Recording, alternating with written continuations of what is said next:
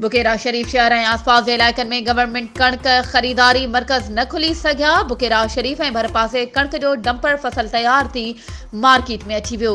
वापारियुनि जा वारा न्यारा बुकेरा शरीफ शहर ऐं भरपासे में 100 एकड़नि ते पोखियल कणक मार्केट में अचण बावजूद ख़रीदारी सेंटर न खुली सघिया। आबादगारनि मूजिब ज़राअत खातो ऐं ज़िले अख़्तियारनि जी लापरवाही सबबि वापारी सस्ते अघ ते कणक ख़रीद करे रहिया आहिनि। हिन साल बि जेकॾहिं सरकारी ख़रीदारी सेंटर न खुली सघिया त अटे जो सख़्तु बहिरान थी सघे थो।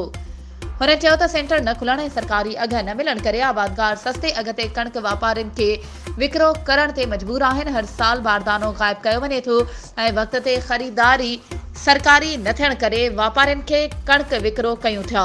आबादगारनि मुतालबो कयो आहे त नोटिस वठी वक़्त ते सरकारी ख़रीदारी सेंटर क़ाइमु करे आबादगारनि खे बारदानो ॾेई बेचैनी ख़तमु कई वञे। वधीक ख़बरुनि ऐं अपडेट्स जे लाइ असांजे चैनल खे सब्सक्राइब कयो ऐं हाँ, बेल आइकन खे प्रेस करण न विसारिजो त जीअं असांजी हर नई अचण वारी वीडियो तव्हां ताईं पहुची